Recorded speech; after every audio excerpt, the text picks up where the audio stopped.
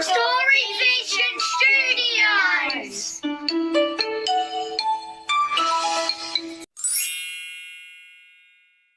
The Snail and the Whale by Julia Donaldson. This is a tale of a tiny snail and a great big grey-blue humpback whale. This is a rock as black as soot, and this is a snail with an itchy foot. The sea snail slithered all over the rock and gazed at the sea and the ships in the dock. And as she gazed and sniffed and sighed, "The sea is deep and the world is wide. How I long to sail," said the tiny snail. These are the other snails in the flock, who all stuck tight to the smooth black rock, and said to the snail with the itchy foot, "Be quiet, don't wriggle, sit still, stay put." But the tiny sea snail sighed and sniffed, then cried, "I've got it, I'll hitch a lift." This is the trail of the tiny snail. A silvery trail that looped and curled and said, "Lift wanted around the world." This is the whale who came one night when the tide was high and the stars were bright. A humpback whale immensely long, who sang to the snail a wonderful song of shimmering ice and coral caves and shooting stars and enormous waves. And this is the tale of the humpback whale. He held it out of the starlit sea and said to the snail, "Come sail with me." This is the sea, so wild and free, that carried the whale and the snail on his tail to towering icebergs and far-off lands, with fiery mountains and golden sands. These are the waves that arched and crashed, that foamed and frolicked and sprayed and splashed the tiny snail on the tail of the whale.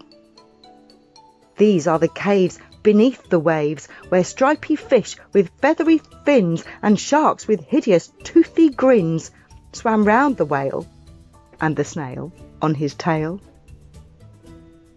This is the sky so vast and high, sometimes sunny and blue and warm, sometimes filled with a thunderstorm, with zigzag lightning flashing and frightening the tiny snail on the tail of the whale.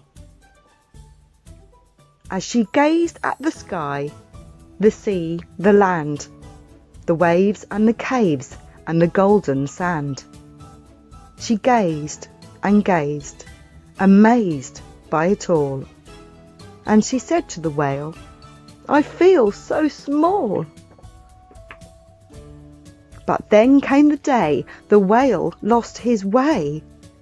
These are the speedboats running a race, zigging and zooming all over the place, upsetting the whale with their ear-splitting roar, making him swim too close to the shore. This is the tide slipping away. And this is the whale lying beached in a bay. "Quick, off the sand, back to sea," cried the snail. "I can't move on land, I'm too big," moaned the whale. The snail felt helpless and terribly small. Then, "I've got it," she cried, and started to crawl. "I must not fail," said the tiny snail. This is the bell on the school in the bay, ringing the children in from their play. This is the teacher holding her chalk, telling the class, "Sit straight, don't talk." This is the board as black as soot, and this is the snail with the itchy foot. "A snail, a snail!" The teacher turns pale. "Look," say the children, "it's leaving a trail." This is the trail of the tiny snail. a silvery trail saying, "Save the whale." These are the children running from school, fetching the fireman, digging a pool, squirting and spraying to keep the whale cool. This is the tide coming into the bay, and these are the villagers shouting "Hooray!" as the whale and the snail travel safely away. Back to the dock and the flock on the rock, who said, "How time's flown, and haven't you grown?" And the whale and the snail told their wonderful tale of shimmering ice and coral caves and shooting stars and enormous waves, and of how the snail, so small and frail, with her looping, curling, silvery trail, saved the life of the humpback whale. Then the humpback whale held out his tail, and on crawled snail after snail after snail. And they sang to the sea as they all set sail on the tail of the grey-blue humpback whale.